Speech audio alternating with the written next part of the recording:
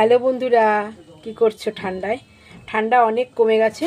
আজ বেশি ঠান্ডাই নেই, তবে ঠান্ডা তো আছেই। যেই ঠান্ডাটা দুদিন পড়েছিল সেই তুলনায় ঠান্ডা নেই। তা এখন দেখো রাত্রি 9টা বেজে গেছে। আর আমি আজকে কি রান্না করেছি বলো তো, দেখাই তোমাদের কি রান্না করেছি। দেখো আজকে আমি করে নিয়েছি লাল লাল দেশি মুরগির ঝোল। তোমরা বুঝতে পারছো কি না জানি না, দেখে হয়তো বুঝতেও পারছো। এই দেখো, এটা এমনি মুরগি না, এটা হচ্ছে গিয়ে দেশি মুরগি।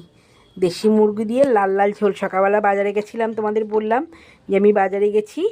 এই দেখো দেশি মুরগি, এই দেখো দেশি মুরগির ঠ্যাং, দেখো দেশি মুরগির ঝোল। আর এই দেখো ধোয়া ওঠা গরম গরম ভাত। আজ রাতে গরম গরম লাল লাল দেখালাম, দেশি মুরগির ঝোল খাবো আর সাথে গরম গরম ভাত। রোজ রুটিই খাই, তা দেশি মুরগিটা তো সব সময় খাওয়া হয় না, এমনি মুরগি খাওয়া হয়। তা শীত পড়েছে, শীত পড়লেই সবাই দেশি মুরগিটা খায়। তা আজকে মনে হলো যে একটু দেশি মুরগি নিয়ে যাই। দেশি মুরগিটা লাল করে একটু ঝালঝাল করে নতুন আলু দিয়ে করেছি, পাতলা পাতলা। আমার না ওই মাখা মাখা জিনিসটা ভালো লাগে, বেশ পাতলা পাতলা, তাও আমার মনে হয় ঘন, কিন্তু না পাতলাই আছে, পাতলাই আছে। আমি যতটা দেখাতে পারি তোমাদের দেখাই। দেখো এ দেখো পাতলাই আছে, ঝোলটা দেখে মনে হচ্ছে না ঘনই, দেখো পাতলাই, মশলা কম দিয়ে লাল লাল ঝোল করেছি। ওটা গরম গরম আর ধোয়া ওটা ভাত খাবো। যাই হোক, তোমাদের কি খাওয়া হলো? খাওয়া হয়ে গেছে, অনেকটা রাত হয়ে গেছে, ঠান্ডাটাও কমে গেছে।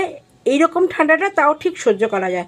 2-3 দিন যা ঠান্ডা পড়েছিল, আমি এটা পড়েছি অবশ্য, কিন্তু আমার একটু গরম গরম লাগছে। আমি এখন খুলে ফেলবো।